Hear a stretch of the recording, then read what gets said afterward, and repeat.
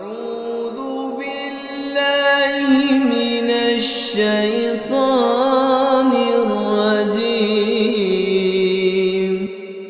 بسم الله الرحمن الرحيم. شروع کوم پنوم د الله چې بخون کې مهربان دی. طه مونږ دا قران پتا باندې د دې د پاره نه دی نازل کړي چې تدې په مصیبت کې پریوزه. دا خو یو یادګیرنه ده د هر هغه چا د پاره چې یریږي. نازل کړي شوی دی د هغه ذات د طرف نه چې زمکا او اوچت اسمانونه پیدا کړی دي. هغه رحمان د کائناتو د بادشاہي په تخت باندې قائم دی. مالک دی د هغه ټول سيزونو چې په اسمانونو او پزمک کې دي او سوچ د زمکی او د اسمانونو په منځ کې دي او سوچ د خاورو لاندې دي. تکو په زور خبره وکړي خو هغه پر رو خبره او د رونه هم په زیاته پټه خبره پوهه دی. هغه الله دی، داغه بغیر بل معبود نشته. بهترین نمونه داغه د پاره دی. او تا ته د موسی څخه خبر هم را رسیدلې دی. کله چې هغه یو ور ولیدو او خپل کور والو ته وویل چې لګ ایثار شای، ما یو ور لیدلې دی، شاید چې تاسو د پاره یو لمبر راوړم یا په دې ور باندې ماته د لارې په حق لا سپته ولګي. هلته چې ورسېدو نیو आवाज شو، اے موسی زستا رب یم، پیزار دی وباسا، تو په پاک میدان دعا کیه او ما ته غوړه کړې. کوم وحی چې تا ته کیږي هغه ته وک کېږدا. زه الله یم، زمانه سیوا بل خدای نشته. پس ته زما بندگی کوا او زما د یاد د پاره منځ قائم کړه. بشکا د قیامت وخت ضرور راتلون کې دی. زه هغه وخت پټ ساتل غواړم د پاره د دې چې هر نفس د خپل کوشش مطابق بدله بیا مومي. نو یو داسې سړی چې په هغه ایمان نه راوړي او د خپل نفس د خواهشاتو بنده جوړ شوی دی،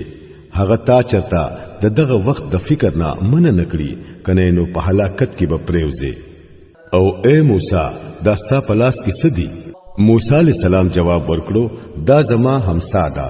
زه د دې پتکیا ګرځم، په دې باندې خپل چیلو ته پانی را سندم او نور هم ډېر کارونه دي چې زه د دې نه اخلم. الله ورته فرمایل، وګرځودا اے موسی. هغه وګرځولا او یو دم هغه یو مار وو چې منډي وهلا. الله او فرمایل، دا راونیسا او یریګه ما، مونږ به دا بیا هغه سکړو لکه څنګه چې وا. او دا خپل لاس دی لکشان په ترخ کې جوخت کړه، زلیدون کې براوزی بغیر د څه تکلیف نه. دا دوی منخه ده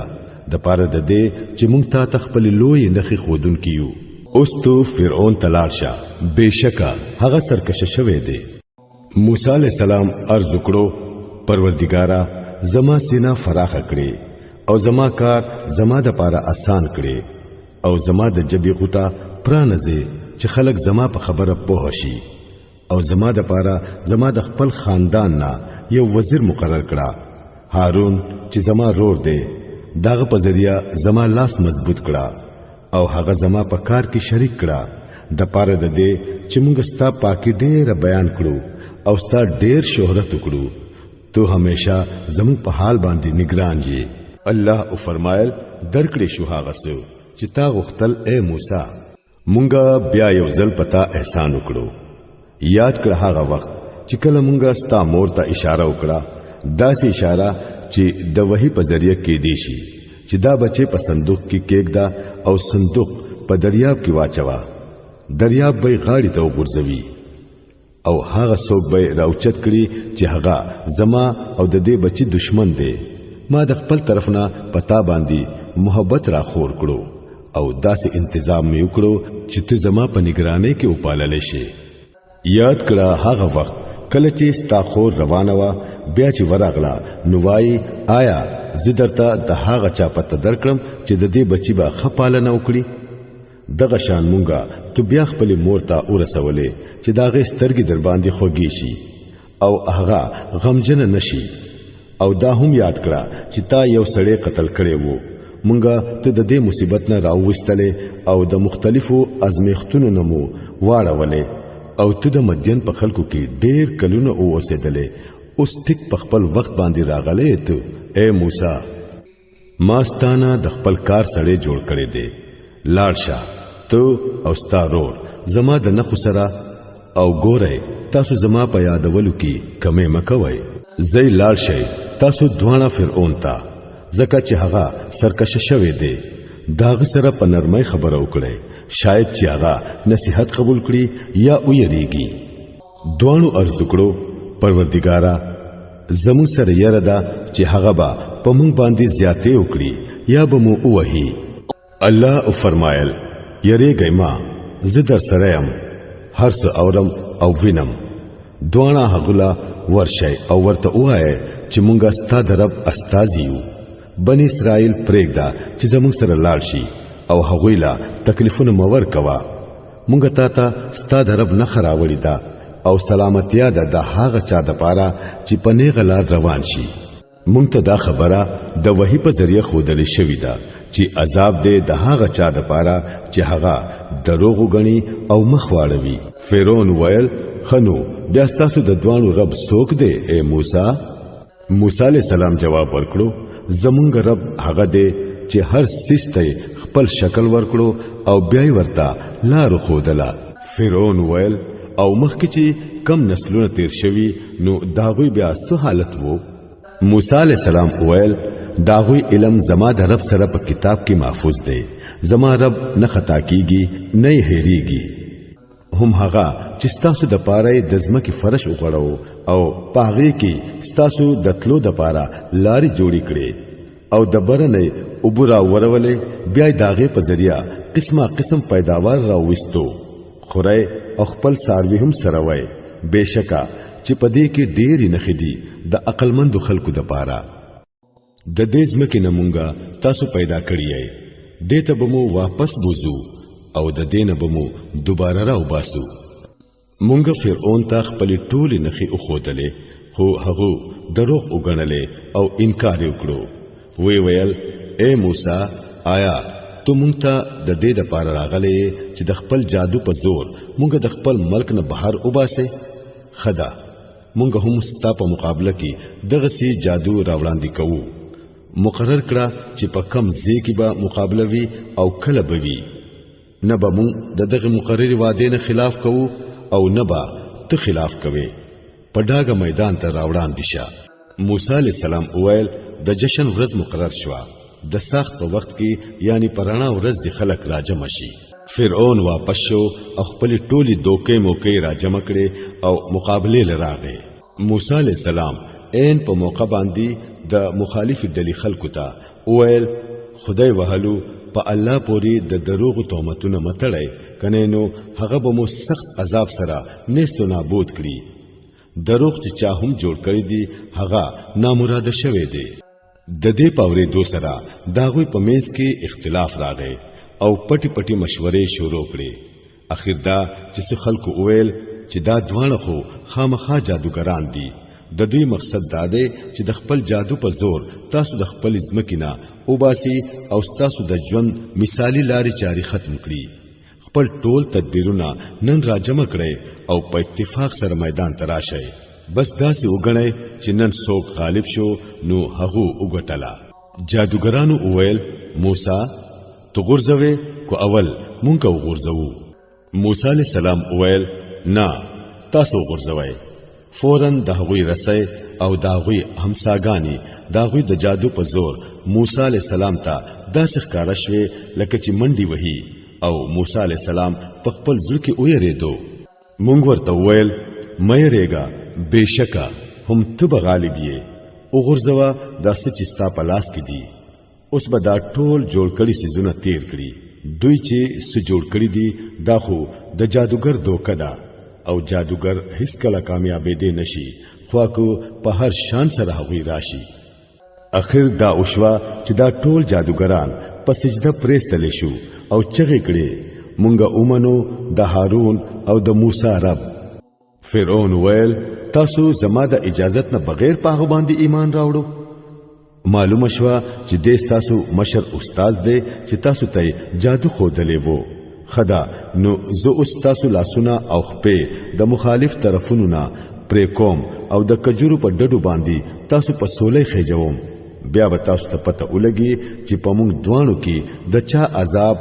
زیات سخت دی او باقی پاتې کېدون کې دی یعنی چې زه درله زیاته سخت سزا درکولې شم او کو موسی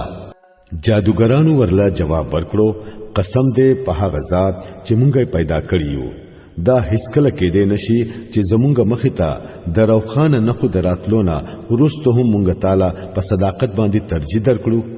نو ته چې هر څه کول غواړې هغه وکړه ته خو د زیاتو نه زیات بس د دې دنیا د ژوند فیصله کولای شي مونږ خو په خپل رب ایمان راوړو د پاره د دې چې مونږ ته خپل خطاګانی معاف کړي او دا جادو را ته معاف کړي په کم چې تا مونږه مجبور کړی وو الله بهتر دی او هغه باقی پاتې کېدون کې دی حقیقت دا دی چې څوک خپل رب ته د مجرم په حیثیت ورشي داغه د پاره دوزخ دی چې نه به پکې مري او نه به ژوند دی وي او چې څوک ورته د مؤمن په حیثیت ورشي چې نیک عملونه کړی وي نو د داسې ټولو خلکو د پاره اوچتي مرتبه دي د همیشه سپرلی باغونه دي چې لاندې بتري نهرونه بهيږي پاغي کې به هغوی همیشه اوسيږي دا جزا ده د هغه سړي چې پاکواله اختیار کړي مونږه موسی ته وحی وکړه چې اوس شپه پشپا زما بندگان د خپل ځان سره بوزا او په سمندر کې دا غوي د پاره وچ سړک جوړ کړه دا یاره مکوا چې څوک بدر پسې رستو در اورسي او په سمندر کې چې تیرېږي نو زړلا یاره مراولا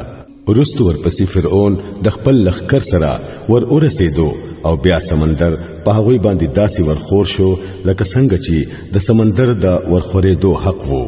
فرعون خپل قوم بیلاری کړي وو او سملاری ورتا نو خودلی اے بنی اسرائیلو مونږ تاسو د دشمن نه تاسو خلاص کړئ او د تور په خی طرف مستاسو د حاضرې دو د پاره وخت مقرر کړو او په تاسو مو منو سلوه نازل کړل کم پاک رزق چې مونږ درکړې دي هغه خورئ او داغه په خوراک کې سرکشي مکوئ کنه نو په تاسو با زما غضب راشي او پچا چې زما غضب راغې هغه بیا غرزیدل پاتې شو البته چې څوک توبه وباسي او ایمان راوړي او نیک عمل وکړي او بیا نیغ روان وي نو داغه د پاره زه ډېر بخښونکی يم او پسو وجا ته د خپل قوم نه مخکې په تلوار راغله اے موسی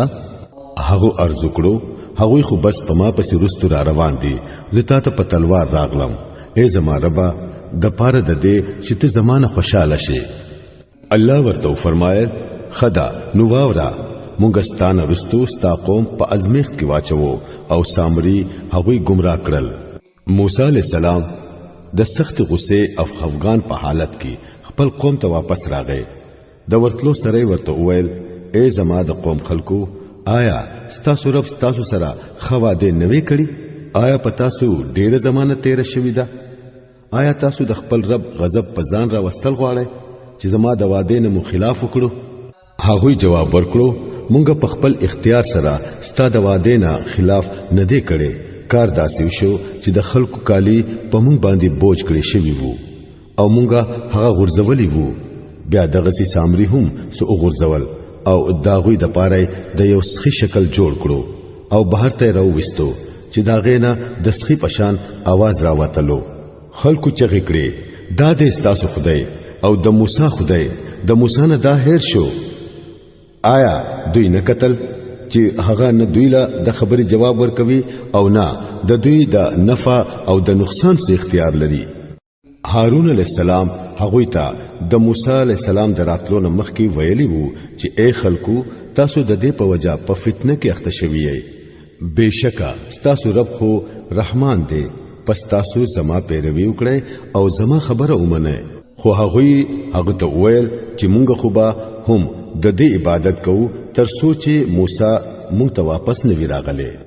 موسی علیہ السلام خپل قوم لا د زورنی ورکولو نه رستو هارون ته ویل اے هارونا تا چې کله وکتل چې دوی بیلاری کیږي نو ته چا نیولې وې چې زما په طریقه دی عمل نه کوو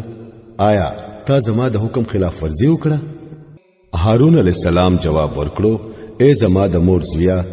زما ګره منیسا او د سر وختمی مرا کاګه زما سره خو د دې خبري يروا چې تو براشه او وایبا چې تا په بنی اسرائیلو کې به اتفاقی را وستله او زما د خبرې لحاظ دی ونکړو. موسی علیہ السلام اویل او سامریا ستاسو معاملہ ده. هغه جواب ورکړو ما هغه سیس ولیدو کم چې د خلکو ته په نظر را نغې نو ما د رسول د قدم دا نخینا یو موټی راوچت کړو او هغه می ورواچو. زما نفس ماته سدارنګي کار خخ کار کړو. موسی علیہ السلام ورته وویل خا تزا اوس به ټول ژوند ته دا چغي وه چې مال غوتی مراوړای او ستاده پاره د تپوس یو وخت مقرر دی چې دا غینه دی هرگز خلاصې نشتا او وګوره د خپل خدای ته دی چې ستا ورسره ډېر مینوا. اوس به مونږ هغه سوځو او زره زره به په دریاب کې بهیو. اے خلکو ستاسو معبود خو بس یو الله دی چې داغه نه بغیر بل معبود نشتا. داغو علم په هر څه باندې خور دی. اے نبی صلی الله علیه وسلم دغه رنگي د تیرو شو حالاتو خبرونه مونږ ته اورو او مونږ تعالی خاص د خپل طرفنا یو ذکر د نصیحت سبق درکړې دی. چا چې د دینه مخواړو هغه به د قیامت په ورځ د ګناهونو لوی بار اوچتوي او دغه ټول خلق به همیشه د دې په سزا کې اختوي او د قیامت په ورځ به دا غوي د پاره د دې جرم د ذمہواری بار ډېر د تکلیف بار وي. هغه ورځ چې سور به پک وهلی شي او مونږ به مجرمان په داسې حالت کې په ګیره کې راولو چې د یری د وجې نه به دا غوي د سترګو نظر نه لګي. په خپل مینس کې به پټ پټوای چې په دنیا کې به تاسو په مشکل سره لس ورځې تیری کړې وي. مونږ ته معلومه ده چې هغوی به څه خبرې کوي. مونږ ته دا هم معلوم دی چې په دغه وخت کې څوک په دوی کې ډېر د احتیاط اندازه لګون کی وي هغه به وایي چې نه ستاسو د دنیا ژوند خو بس د یوې ورځې ژوند وو. دا خلک ستانه تپوس کوي چې په دغه ورځ به دا غرونه اخر چرته ځي. ورته وایا چې زما رب بتري ریک جوړ کړي او وا بیل وزوي او د ځمکې نه به داسې هموار میدان جوړ کړي چې پاغي کې به نه هیڅ کوګواله او لوړواله او نه ویني. په دغه ورځ به ټول خلک د आवाज کوونکی په आवाज باندې نیغ روان وي. هیڅوک به د زری همرا کګېدې نشي او आवाज به د رحمان په مخ کې روشي. د کشار او پوسار نه بغیر به ته هیڅ نه اوري. په دغه ورځ به سفارش فائدمن نوي بغیر د دینا چې رحمان چاته د سفارش کولو اجازت ورکړي او دغه خبره اوریدل خوښ کړي. هغه د خلکو وړاندې ورستو ټول حالات پیژني او بل چاته دغه پورا علم نشته. د خلکو سرونه با دغه حیو او قیوم ته ټټیږي. ناکام به وي هغه څوک چې په دغه وخت کې د ظلم د ګناه پیټه اوچت کړي وي او څوک چې نیک عمل کوي او هغه مؤمن وي نو داغه سره به د هیڅ ظلم یا حق تلفي خطر نه وي. او اے نبی صلی الله علیه وسلم دارنګي مونږ دا کتاب د قران عربي په حیثیت نازل کړي دي او پدې کې مو قسمه قسم سزاګانی او رولې دي د پاره د دې چې دا خلق د غلط عمل نه ځانو ساتي یا د دې په وجا پدې کې سو په پیدا شي. پس اوچت او بهتر دی الله چې حقيقي بادشاہ دی. او ګورا د قران په لوستلو کې تلوار مکوا تر سوچي تا داغه وਹੀ پورا در رسیدلی نوي او دعا کوا چې اے پروردګارا مال زیات علم راکړه. مونږ د دین مخ کې آدم ته یو حکم کړی وو خداغونه هیر شو او مونږه په هغه کې کلکه اراده او نموندله. یاد کړئ هغه وخت کله چې مونږه فرښتو ته ویلی وو چې آدم ته سجده وکړای نو هغه ټولو سجده وکړه خو یو ابلیس وو چې انکار وکړو. نو بیا مونږه آدم ته ویل چې ګورا دا ستا او ستا د خزي دشمن دی حسنا چې د تاسو دواړه د جنت نه وباسي او تاسو په مصیبت کې اخته شئ. بهشکه دلته خو تا ته دا آرام حاصل دی چې نه وږي کېږي او نه بربندېږي نه تګي کېږي او نه دی د نور تاو تنګوي. لیکن شیطان هغه په خوګه پسته کې دوکه کړو. ورته ویل اے آدمه او خیم درته هغه ونه چې په هغه سره همیشه ژوند او همیشه بادشاہي حاصلېږي. اخر دا چې خزي خاون دوانو د هغه ونی میوه وخوړه. نتیجه دا شو چې فورن داوی د پردې زیونه یو بل تخکاره شو او دوانو خپل ځانونه د جنت په پانو پټول شروع کړل. آدم د خپل رب نافرمانی وکړه او د نیغ لارې نه بیلار شو. بیا داغه رب هغه غوړه کړو او داغه توبه قبول کړه او هغه ته هدایت وکړو او وی فرمایل تاسو دوانه ډلی یعنی انسان او شیطان د دې زینه کوم شي تاسو به د یو بل دشمنان یای بیا کچری زما د طرفنا تاسو هدایت درشي نو چاچی زما دغه هدایت پیروي وکړه نو هغه به نه بیلاری کیږي او نه به بدبخت کیږي او چاچی زما دا نصیحت د سبقنا مخواړو نو داغه به په دنیا کې لړن تنگ ژوندوي او د قیامت په ورځ به مونږ لوند را پاسو هغه به وای پروردګارا په دنیا کې خضوع پسترګو لیدونکې وم دلته د زولې لوند را پاسولم الله به فرمایي او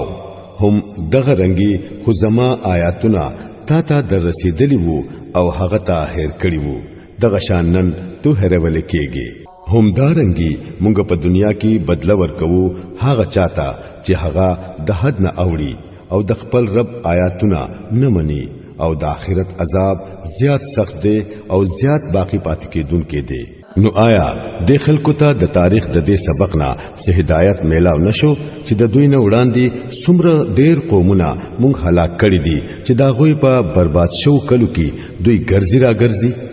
په حقیقت کې پدې کې ډېری نخې دي د هغه خلکو د پاره چې صحیح عقل لري کچریستا د رب د طرفنا یو خبره د اولنا فیصله شوی نه وي او د مهلت یو مده مقرر شوی نه وي نو ضرور با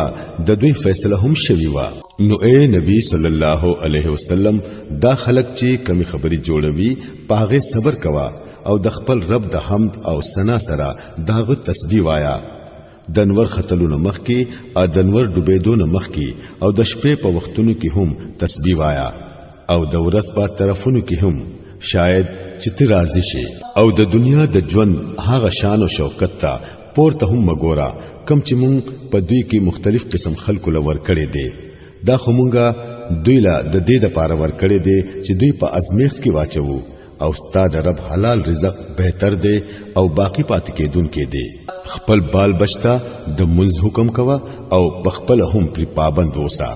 مونږ ستانه سرزق نه غواړو رزق خو مونږ تعالی درکو او ښه انجام د پرهیزګارای دی دوی وایي چې دا سړی د خپل رب د طرف نه خولي نه راوړي آیا دوی ته د پخوانو صحیفو د ټولو تعلیمونو واضح بیان رانغه کچری مونږه د دې قران د راتلو نه مخکي دوی په یو عذاب باندې هلاک کړي وي